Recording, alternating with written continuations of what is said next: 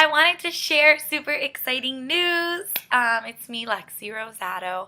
So if you know me, you know that I have been applying for journalism jobs. I have always wanted to be a reporter. I guess not always. I wanted to be a doctor for a while. And then, anyway, since college, I wanted to be a reporter. But so when I graduated in May, I took on a full-time job with the university. It's been great. I've been a video editor. But my heart has really desired to be in front of the camera. Now, I've been applying for jobs and interviewing for a long time now. So when I graduated, it has been 10, almost 11, it might even be 11 months. Yeah, 10 months now. So it's been 10 months since I graduated, and I wanted to share that I interviewed in Michigan, in Lansing, Michigan, and the interview was amazing, and it felt really right. And then when I came back a week later, I got a job offer. Now, there are a lot of lessons with the job offer that I want to talk about. Like women, we should be negotiating. But no, the focus of this video is, I'm sorry for those that don't believe in God, but for those of us, this is just me. This is me just sharing me and me just being authentically me and speaking out of my heart and what's true to me, not forcing it upon anyone else. But let me tell you. So I got the job offer on Friday. And I was like, I want to accept the job, but I really just want to pray about it and feel at peace about it and consult with God about it, because if God is in charge of the universe and he, in Jeremiah 29:11, he says he knows the plans he has for us and they're plans for good and plans for of abundance, then I know that God has a plan that is better than enough. It's abundant. It's not just minimum or not good enough. And so I wanted to consult with him. So I go to church. I go to the Vineyard Church, and I was praying, and I was really consulting with it, and I really felt like God was like, don't be afraid, I'm with you. And the only thing was holding me back was a little bit of afraid. So don't be afraid, for I'm with you. So I go.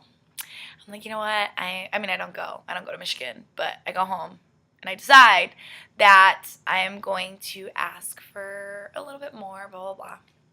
So I send a letter and negotiating, and I end up speaking to the news director on Tuesday, and the news director on Tuesday ended up telling me that he can help me with relocation expenses, but no, he can't offer me more. And I said, okay. So let me tell you this story. So that happened. I said, that's fine. I'll sign the letter. I signed the letter, submit it. I go to work like normal.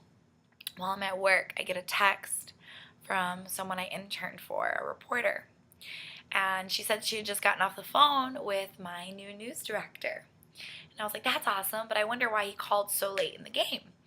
So after this text, I end up getting an email from the news director that says, hey, I have great news. Now, after a phone tag, trying to call, get a hold of each other, it still wasn't occurring.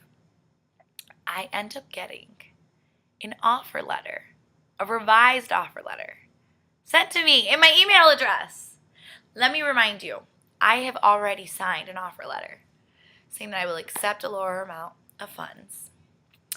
And now it's now been, I think, an hour or 2 hours. And I've now received a revised offer letter offering me more.